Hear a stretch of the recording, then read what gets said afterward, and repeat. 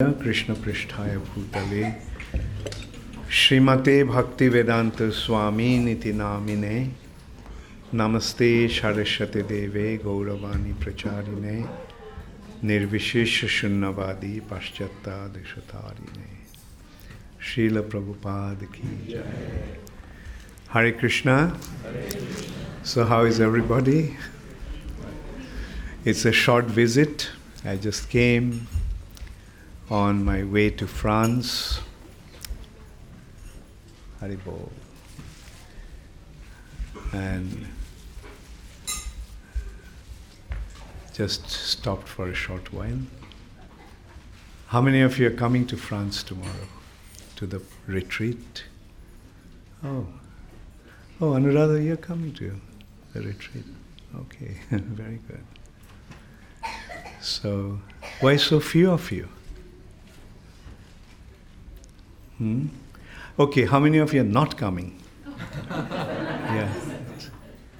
That also only few hands went up. Okay. The purpose of this retreat is to associate. Some years back, I had some health issue, and the doctor told me not to travel. And at that time I felt that not to travel is not going to be possible. So what I was going to do is just go to different places and let everybody come and we can meet and spend about a week together. And the first one we had was in Switzerland. Very beautiful location.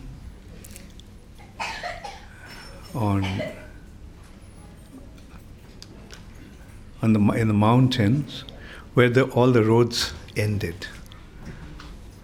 And beyond that, it was actually a skiing resort. Beyond that, you had to go by cable car. How many of you went to that one? Yeah. So, and it was a beautiful hotel, and we took up the entire hotel. And we had a retreat there. It was beautiful. The next one we had was in in America. In this way, every year I had been having the retreat. And the purpose is, instead of me traveling to all different places, let me just go to one place and then let everybody come. And so that was the objective, that we could spend about 7 days together. And those who felt my association was important, they came. And those who felt, well, it's not that important, didn't come. And anyway, actually, my association is not so important. What is important is following Srila Prabhupada's teachings. Srila Prabhupada gave us the most important spiritual goal.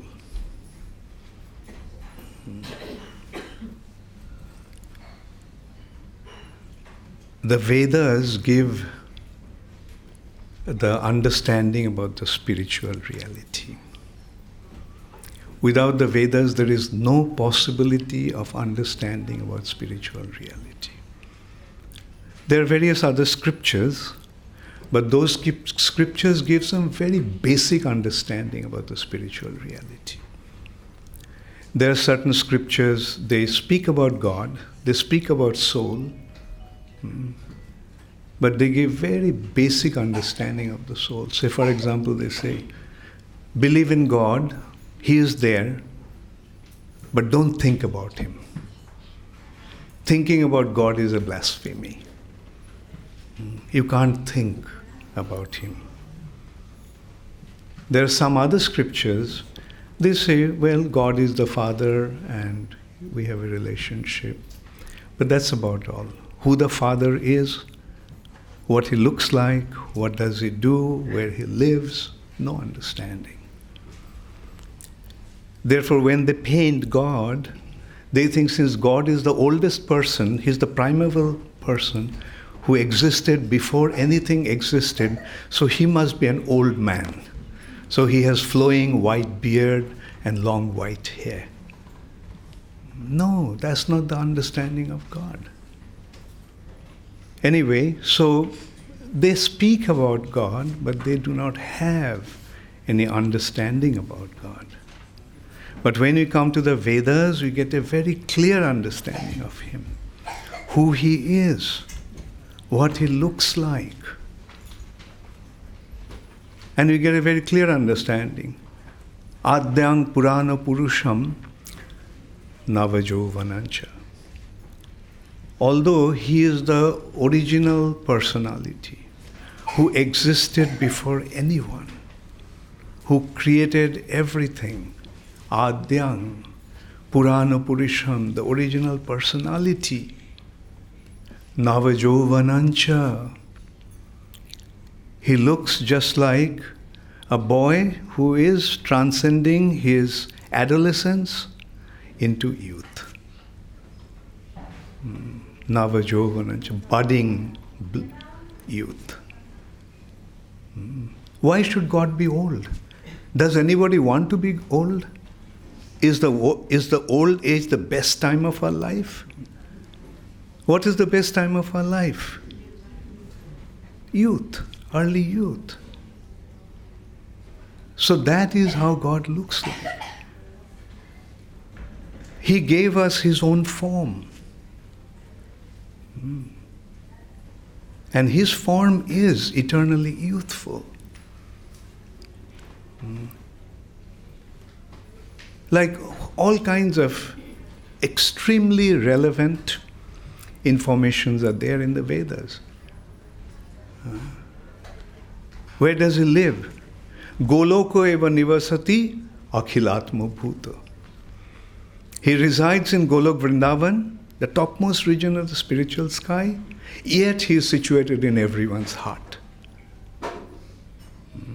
Does any scripture in this world give us this kind of information? No, it's only in the Vedas that you get that.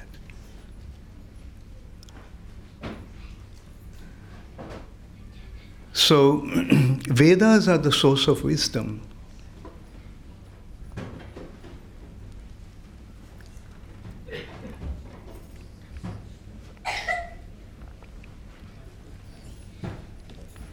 Source of spiritual wisdom. And that knowledge came from the spiritual sky. The Lord Himself gave this knowledge to the first living entity in this universe. Who is the first living entity in the universe? Brahma. And mind you, whoever comes to this material nature is born in ignorance. So did Brahma. Although he came directly from Vishnu, from his navel. But even then he was in ignorance.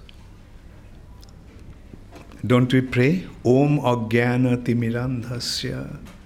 We all were born in the deepest darkness of ignorance. That means when we are born here, we don't have any knowledge. We are born in ignorance. Ignorance means absence of knowledge. Even Brahma was born in ignorance. Then the Lord instructed him from within his heart. Tene brahmarhida adikavaye muihanti jatsurayaha. Adikavaye, the original personality Brahma, he gave the transcendental knowledge, brahmarhida, in the heart of Lord Brahma.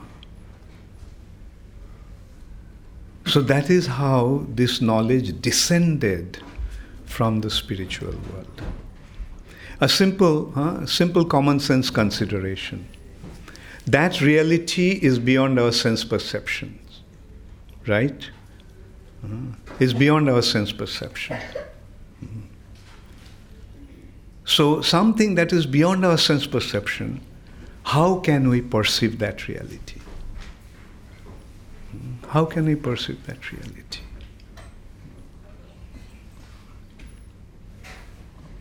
Only way that that reality can be revealed, or that reality can be perceivable, understandable, is when someone from there gives us that knowledge.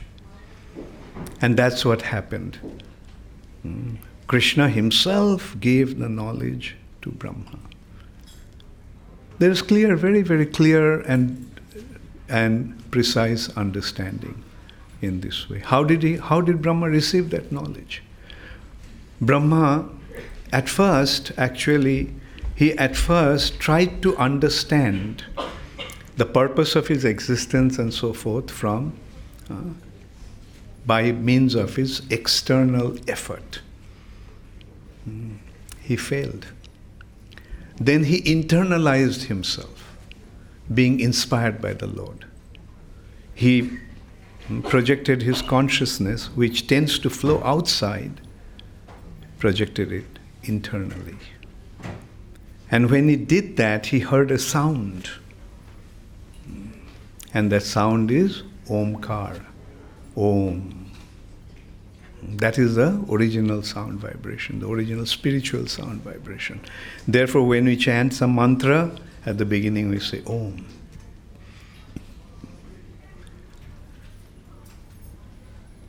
And meditating on that, projecting on that sound vibration, Gayatri mantra revealed in Brahma's heart. Starting from Om, and then it goes Bhur, Bhuva, Swa, etc.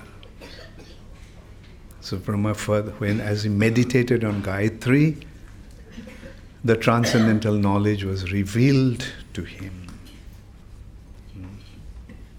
This knowledge is revealed. It's a matter of revelation. Therefore, every morning we chant Dibba Gyan, meaning transcendental knowledge, Hriday Prakashita. The transcendental knowledge is revealed in the heart. That's the only way we can get that knowledge. Intellectually, we can conceive of it, but the real revelation means direct perception. The spiritual reality becomes directly perceivable. And that's what happened to Brahma, and we find that in Brahma Samhita. Brahma himself is describing what happened to him. All this happened to him. And then what was the revelation?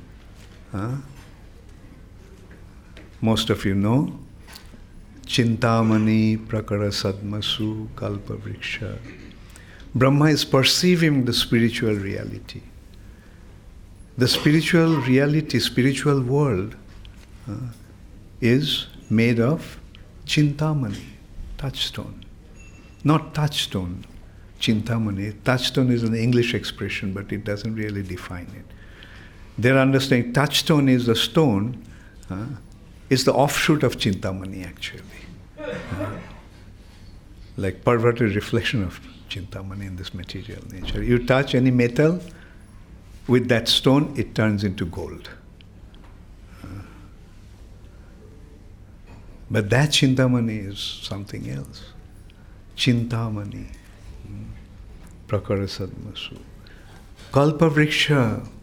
That place is a forest. But all the trees in the forest are desire trees. Again, desire trees. What does desire tree mean? In this world, we get different fruits and flowers from trees. But that tree, you can ask anything and you'll get it. Anything you can ask, you can get it. Chintamani Prakara Sadmasu. Kalpa Vriksha, the forest is a forest of desire trees. And there are many, many beautiful damsels. Who are they? They all are Lakshmis. Lakshmi Shahasra Sata Sambrama Sebhumanam. That's how Brahma is actually seeing the spiritual world. There are many, many cows. All those cows are Surabhi cows.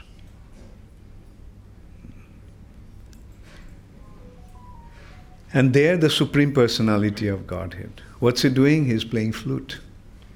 There's a peacock feather on his head. His complexion is like, not like, his complexion resembles somewhat to the monsoon cloud. Like this, examples are not really the thing. Examples are just to give an indication what it is somewhat like. Sometimes it's said it's like monsoon cloud. Sometimes it's described as Aparajita flower. How many of you seen Aparajita flower? It's very beautifully blue flower. A beautiful blue. And then again it's said that these colors are an example, and the beauty of those colors are being defeated by the color of the Lord's body. And Shyamang Tribhanga Lalitam Niyata Prakasham. So this is how Krishna's description is there, what he looks like. So in this way we see that the Vedas are giving us the perfect understanding about the spiritual reality. And what the spiritual reality is related to, how is related to the material nature. The material nature is only a perverted reflection of the spiritual reality.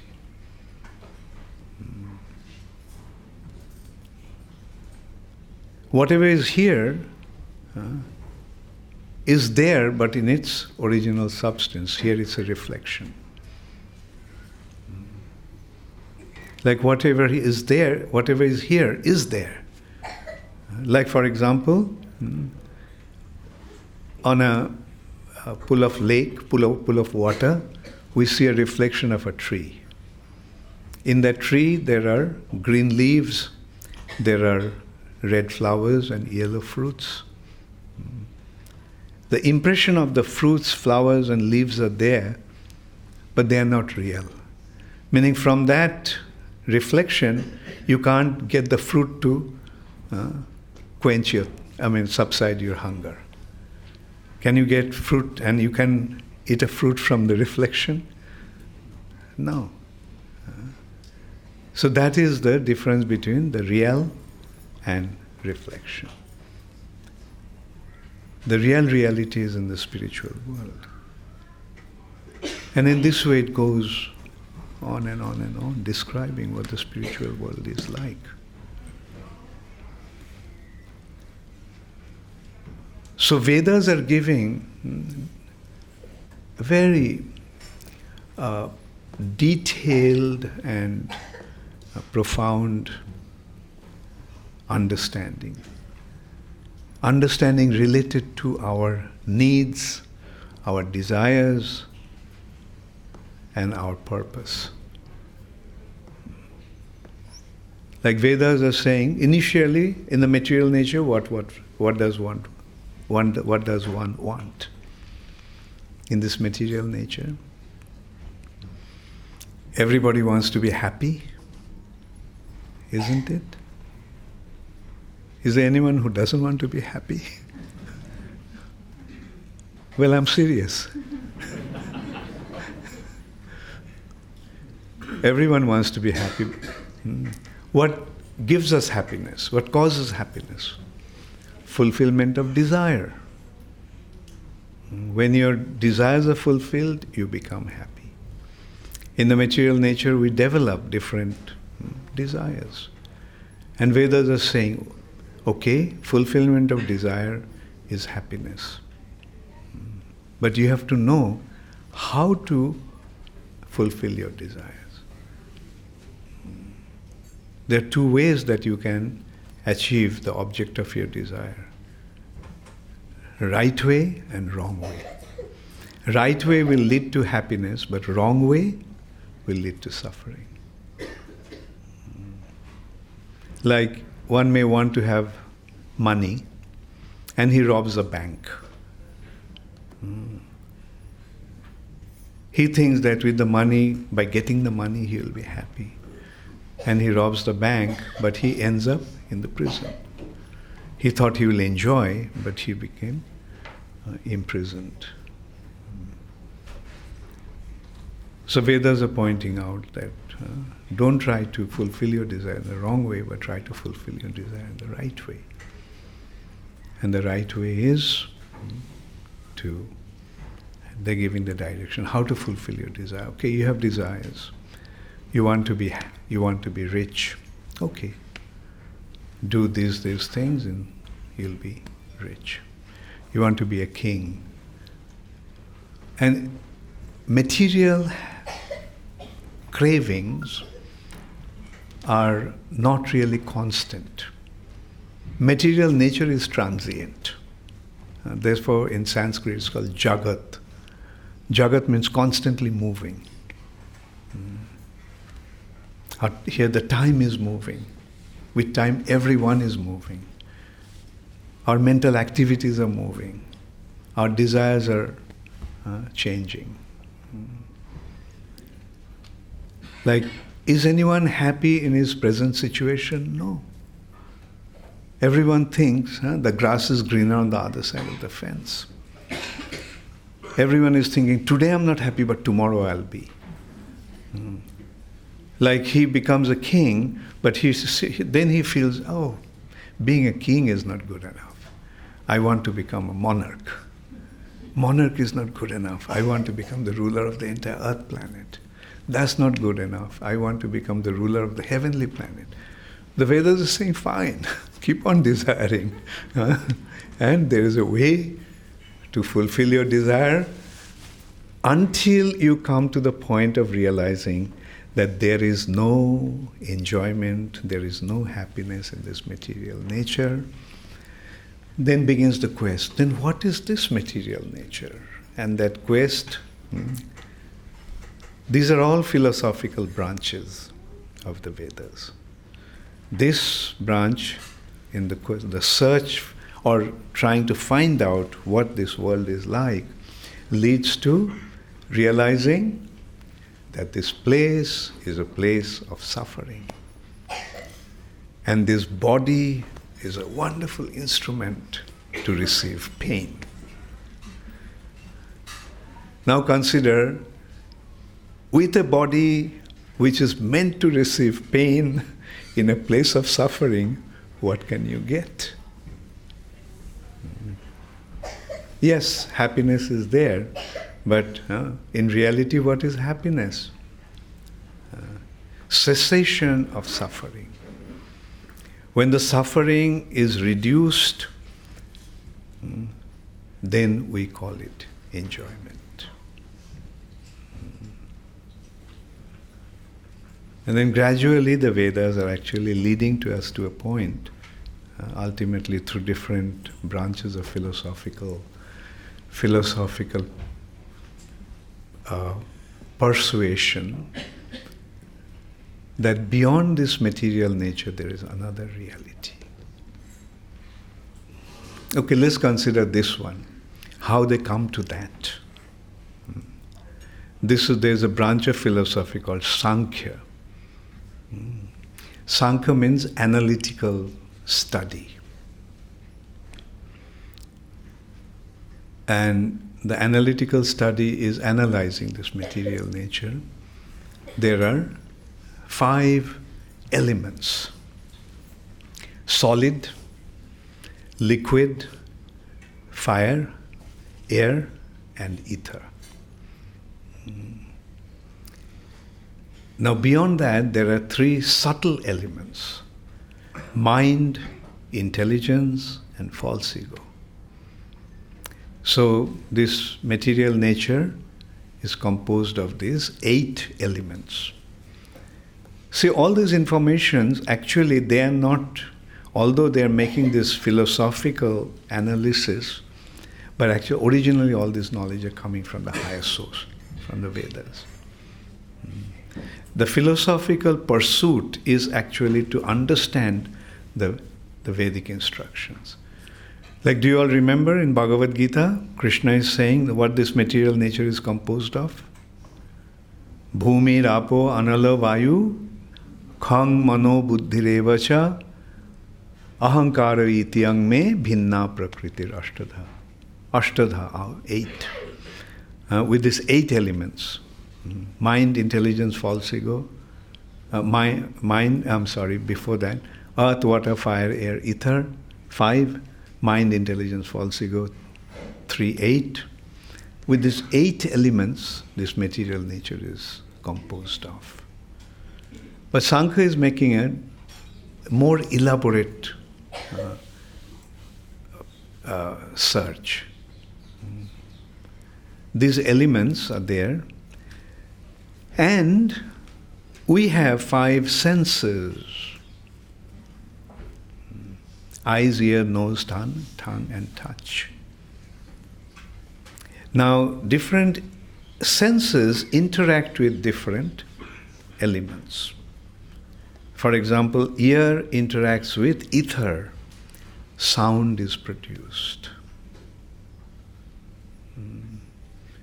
Touch interacts with air or skin. The perception of skin is interacting with air. Touch is produced. Eyes interact with fire, form is produced.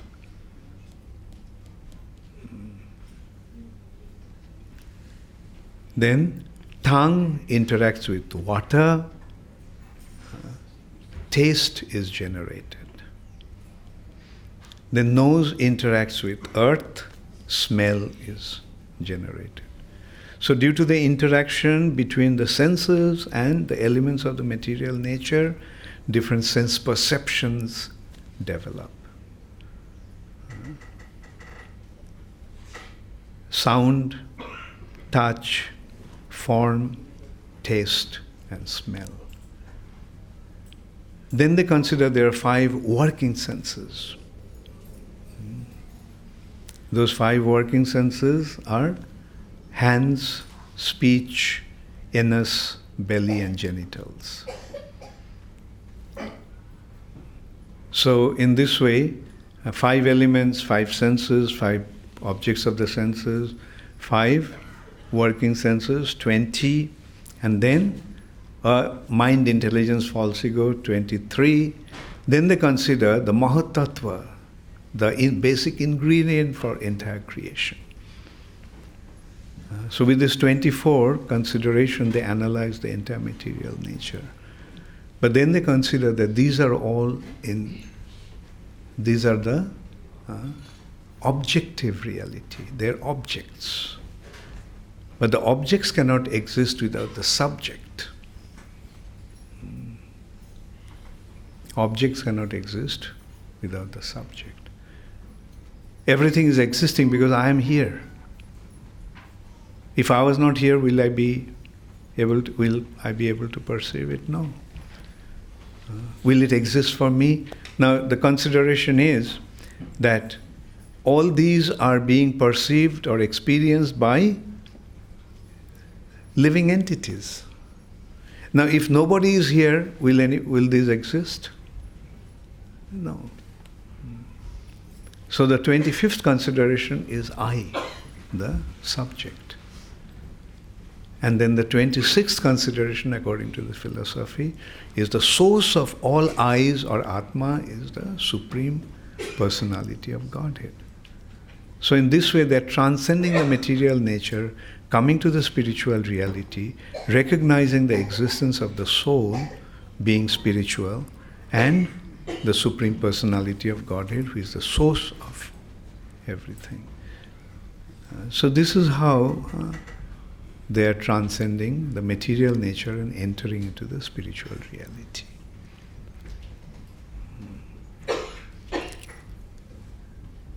Then the consideration is, okay, the soul is a part of the Supreme Soul or the Supreme Personality of Godhead.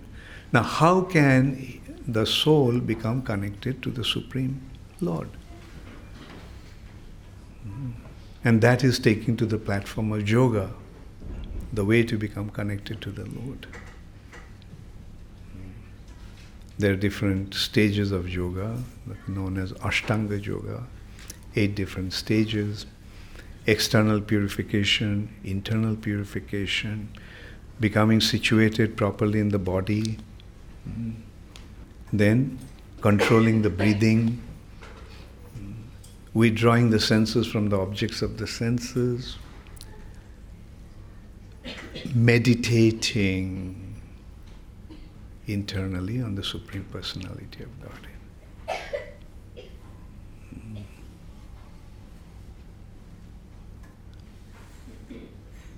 And then the perception of the Supreme Personality of Godhead.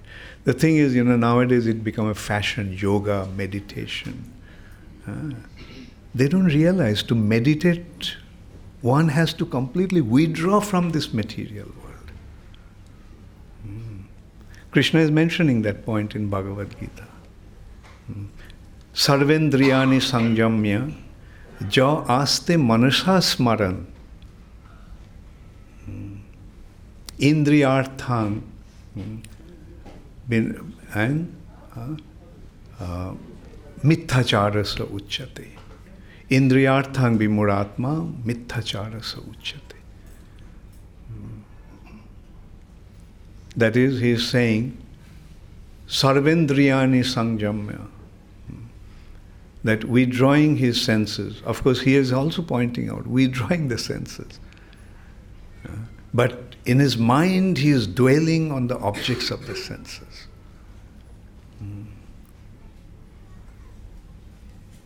Dwelling on the objects of the senses means he is meditating on how to enjoy this material nature. He's saying that is simply cheating. Mitthachara uchyate. So what is the purpose of meditation? The purpose of meditation, first of all, pratyahara, withdraw all your senses from the objects of the senses. Not that you withdraw your senses into think of the objects of the senses in your mind. Meditating, how am I going to make money? How am I going to make money? Or how am I going to get this? How am I going to get that? That is not meditation. Meditation is to, yes, withdraw all the senses and project the consciousness internally to the core of your heart where the Lord is situated. Where the Lord is situated.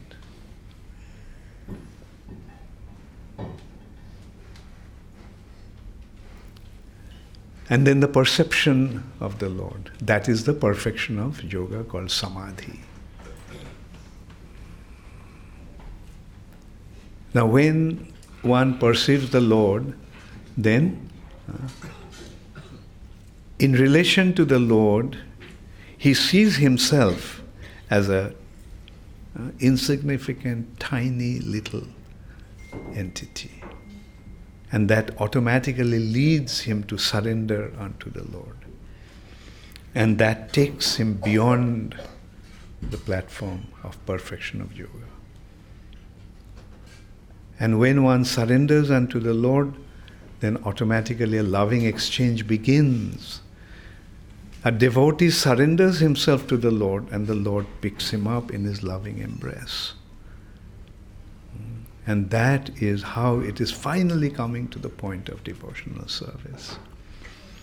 Therefore, after describing the process of yoga, what is Krishna saying at the 6th chapter, where he described about the yoga?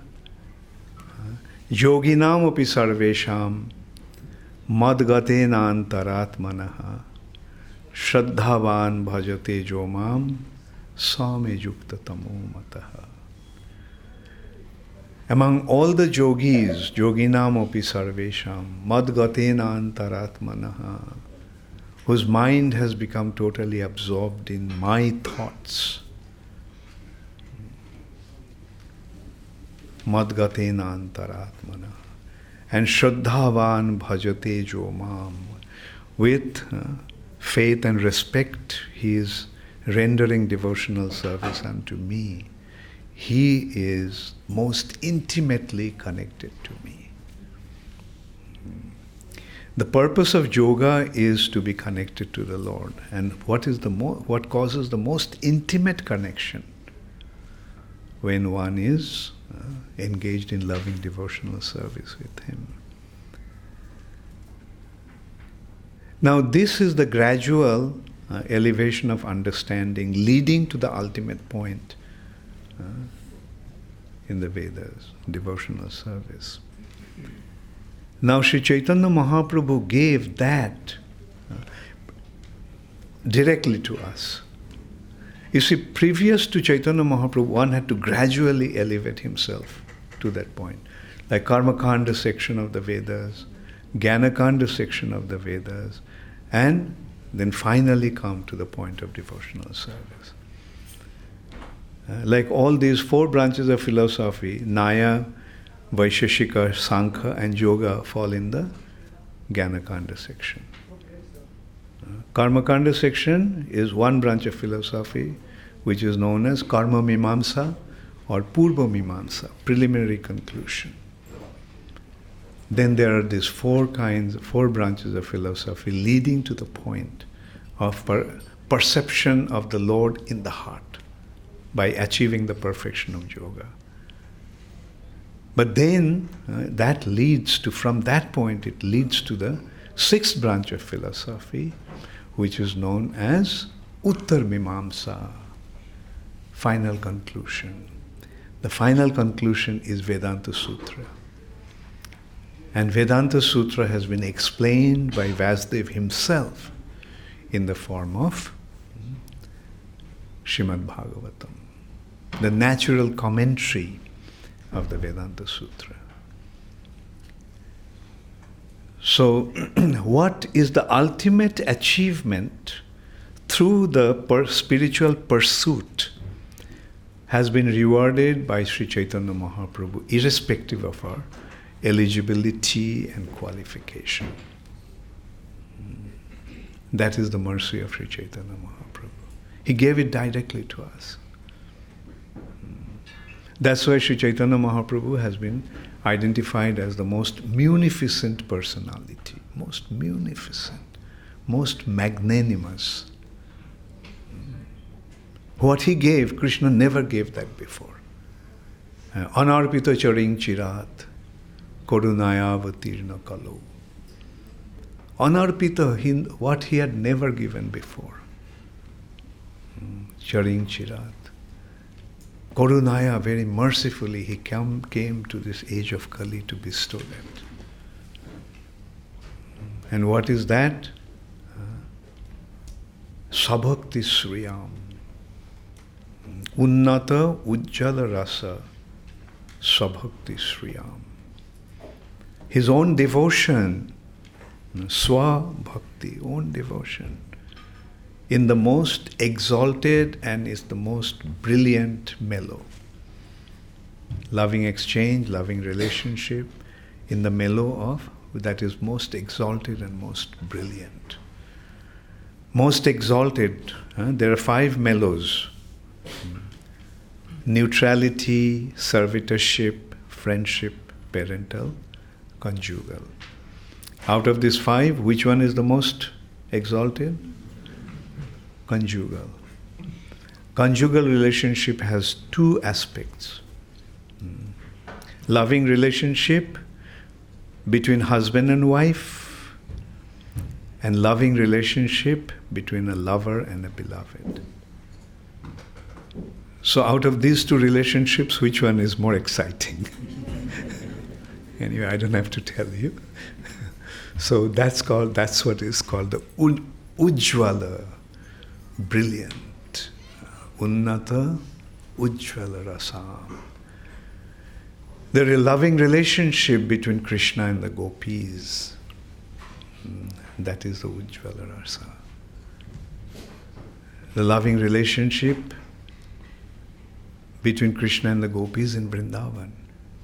That is what Sri Chaitanya Mahaprabhu came to distribute. Sri Chaitanya Mahaprabhu made it available in this world, and Srila Prabhupada distributed it all over the world. According to Mahaprabhu's own plan, Mahaprabhu wanted this Krishna consciousness movement, what Chaitanya Mahaprabhu himself distributed, to spread all over the world in every town and village. And that's why we find that even in a remote corner of this world, in a place called London, it is available.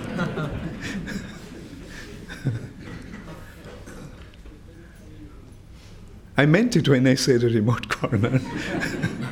Because previously, this was not, this Vedic wisdom, what to speak of loving devotional service, was not available anywhere beyond India. Sri Chaitanya Mahaprabhu actually brought it. Srila Prabhupada actually brought it. And what did he bring? Not just the Vedic wisdom, the most exalted understanding of the Vedas that Sri Chaitanya Mahaprabhu distributed. And he came to distribute it all over the world. See, the highest thing, that is what everybody has to understand. Like what Prabhupada gave is so rare and so precious. We tend to take it lightly. Oh, okay, I got it, I got initiated. Yes, I got a new name, and I got a new bead, and I've got a new neck bed. Fine. No, that's the beginning. The whole life is actually meant to practice this process, mold our lives according to these instructions. We tend to forget, therefore there's a need to be constantly being reminded about that.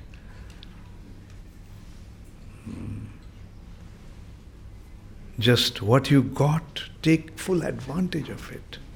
Don't squander it. Not just get it and then, okay, fine, I got everything. No, you haven't got everything as yet. Some of you may have, I don't know.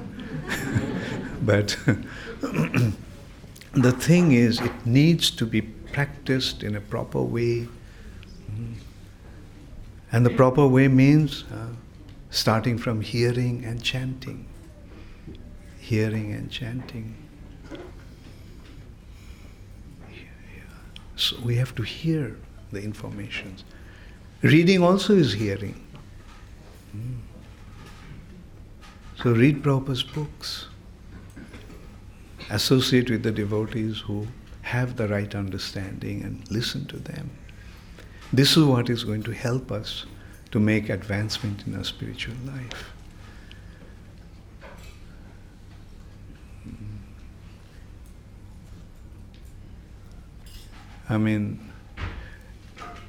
It's actually very painful to see how devotees actually, in spite of coming so close, fail to take advantage of it.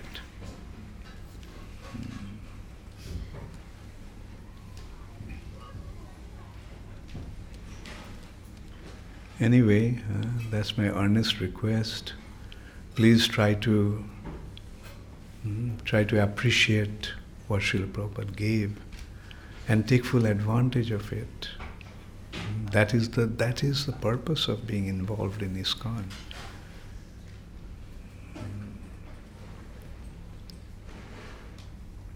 Thank you very much. All glories to Srila Prabhupada. Does anybody have any question?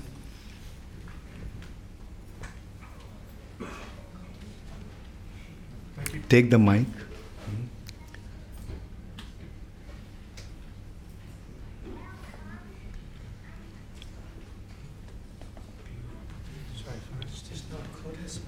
Huh? Get it like, well, is it here? No, there isn't. No mic, okay. Take this one then. Okay, I'll repeat. Yeah. Thank you, Maharaj, for this wonderful class that you've given us.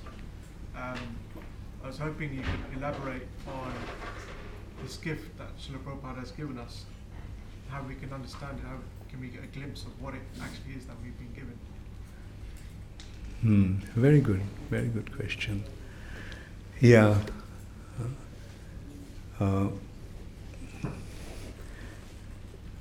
What I actually discussed today, that's the gift of Srila Prabhupada. The first thing is the difference between material nature and the spiritual nature. Recognizing our identity being spiritual.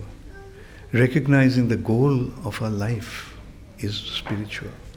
To achieve that spiritual destination where we all came from.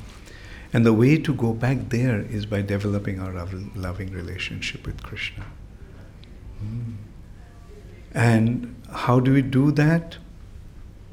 And that is the process. Shravanam, Kirtanam. Hear, chant. Repeat, tell others what you heard. Chant the holy name of the Lord, which is the Maha Mantra.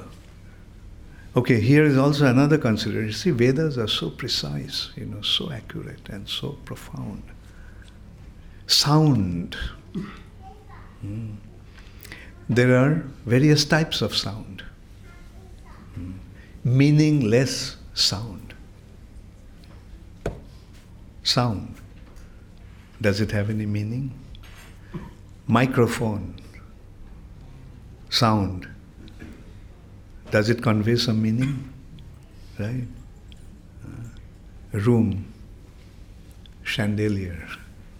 Right? Meaningful sound.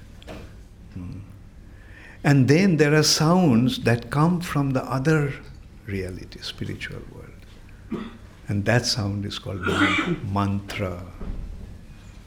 So meaningless sound, meaningful sound, but all these meaningful sounds are describing things and emotions and other things of this material nature. But there are sounds that are descending from the spiritual world. That is mantra. Mantra, those sounds actually delivers the mind from the material bondage and takes us to spiritual reality.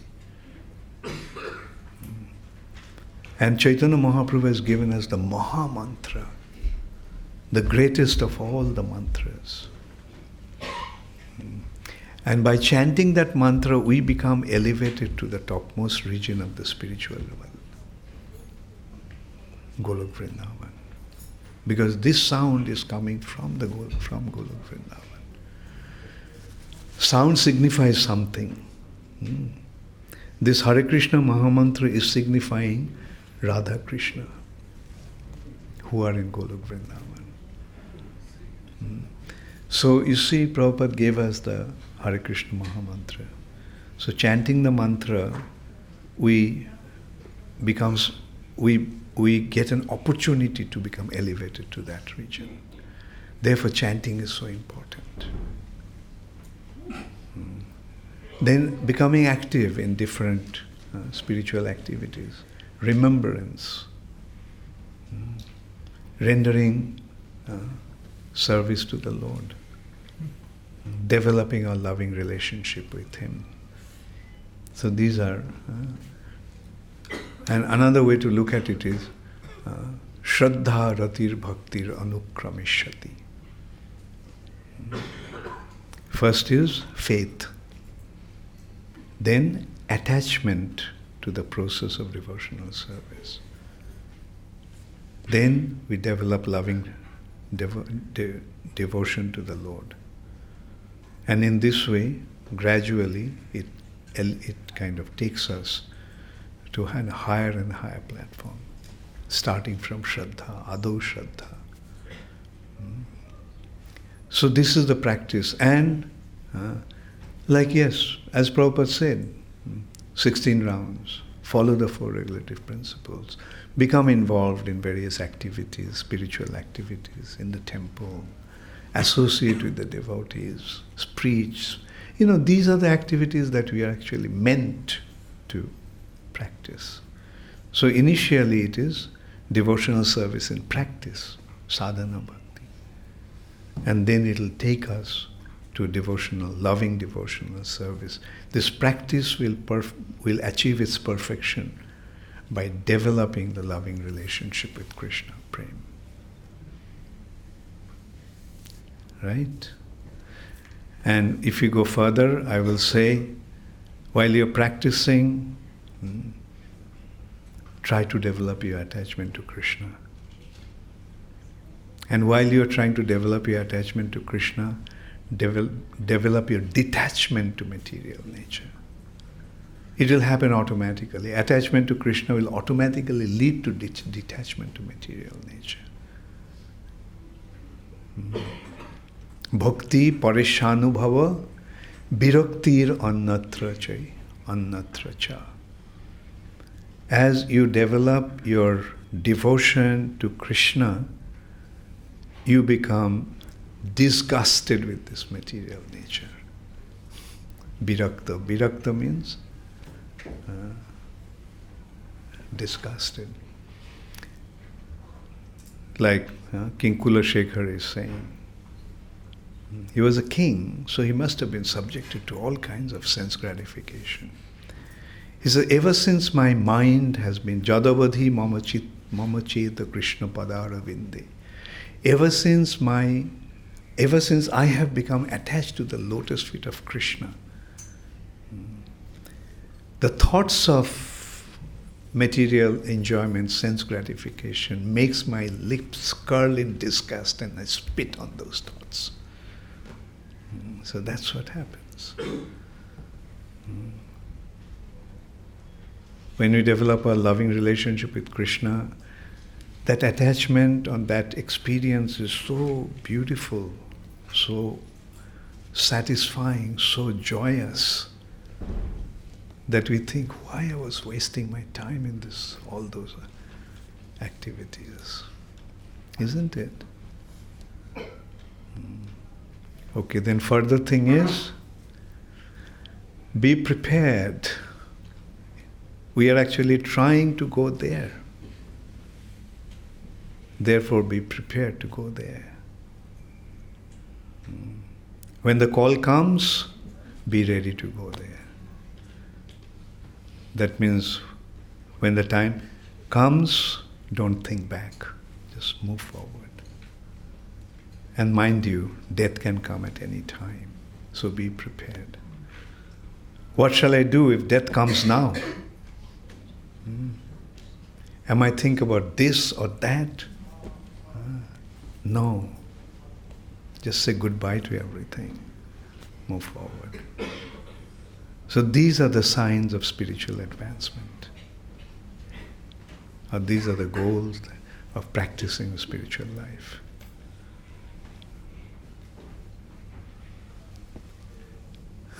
Okay. Yes, Rasbihari.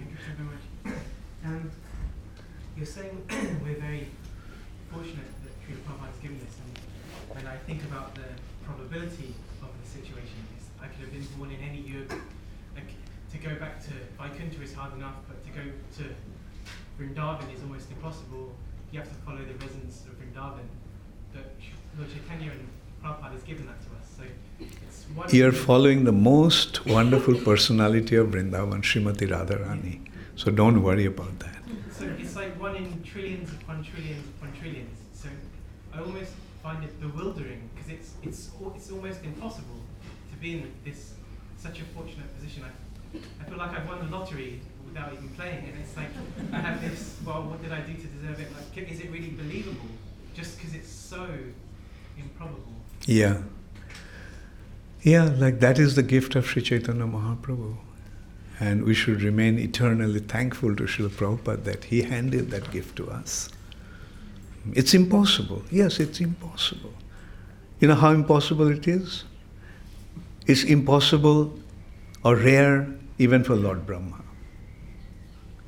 What are we? This gift is rare for Lord Brahma. Only Lord Brahma? Lord Shiva, Lord Shiva, Lakshmi Devi. Can you imagine how rare it is?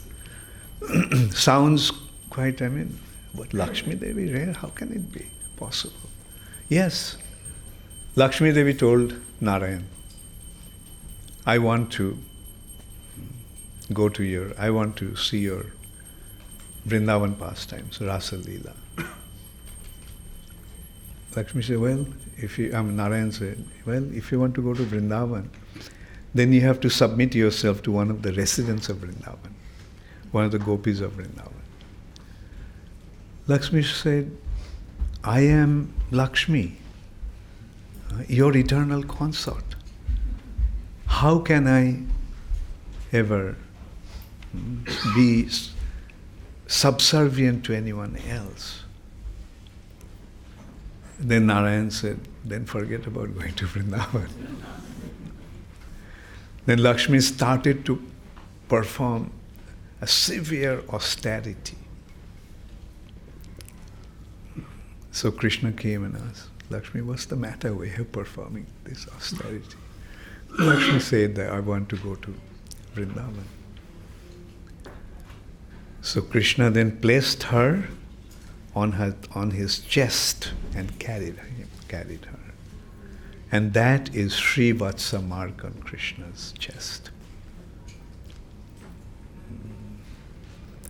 So this is how rare it is, and that's why Rupa Goswami is saying, Namo Mahavadannaya Krishna Prema Pradayate.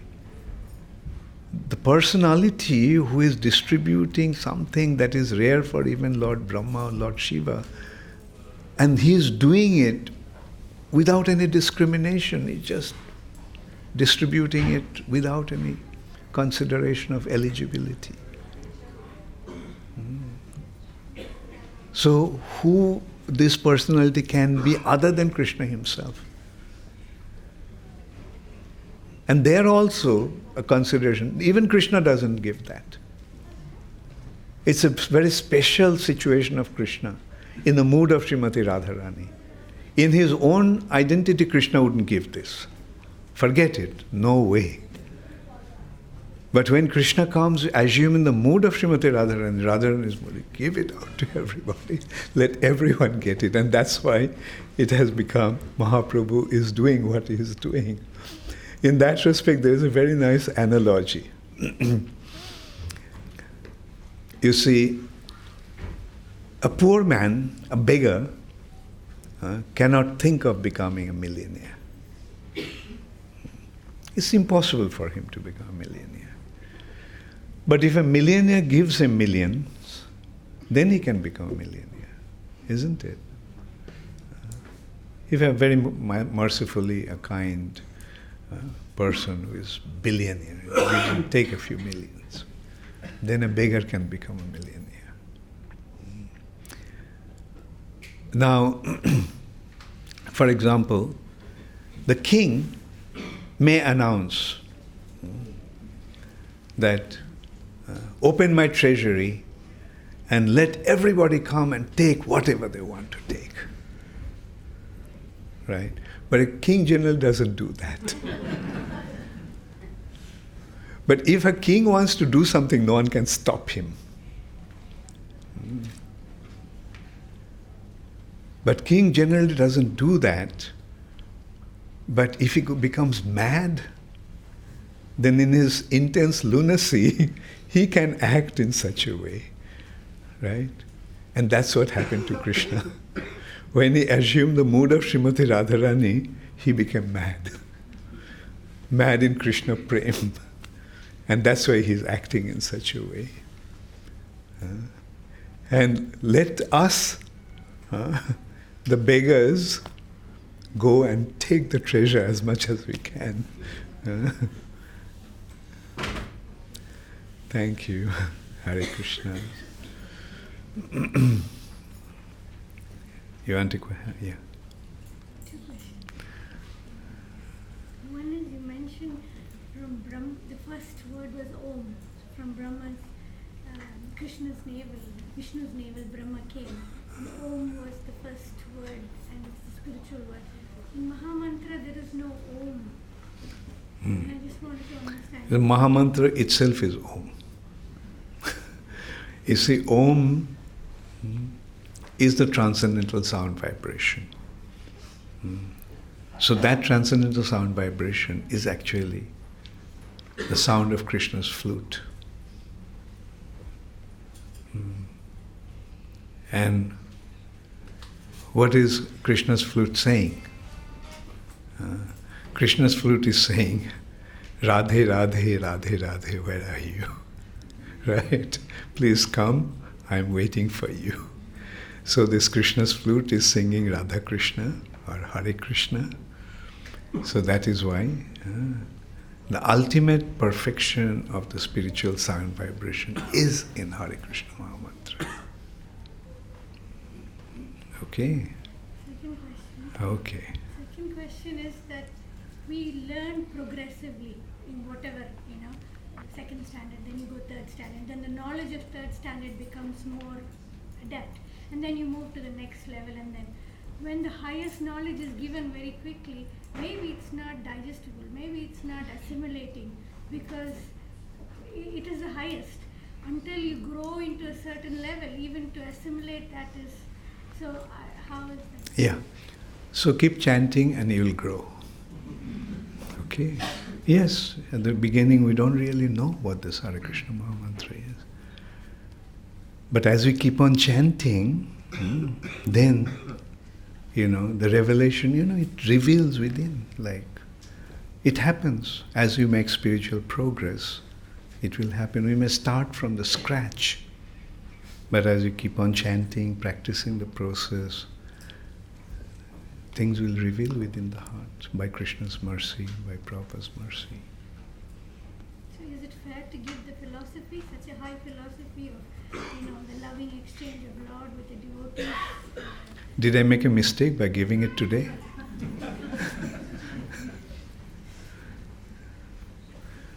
The thing is, that's the business of a teacher. Because he understood the subject, he is able to give it in a simple way. He may not give it, fully, but the thing is, he makes it understandable to the listener, so that, like a PhD may go to a primary school to teach, he doesn't give his whole PhD wisdom to the students. He gives it to the degree that these primary school students will understand. Okay. And Prabhupada did, actually that's how I got this. Once I asked Srila Prabhupada that Prabhupada mentioned that in order to preach we have to understand the 6 branches of philosophy. So I asked Srila Prabhupada that out of the 6, 5 are atheistic. 5 branches of the philosophy are atheistic. And even Vedanta Sutra does not directly describe Krishna. So why do we have to master that? And then Prabhupada said, for the sake of preaching, that is to make people understand how these 6 branches of philosophy are different levels of spiritual understanding. And then he pointed out that these are after explaining that, Prabhupada actually mentioned that these are actually different rungs of a ladder. The rungs are not the goal, but the rungs are meant to climb to the top. And that's why they are needed. That's why it's necessary to understand them.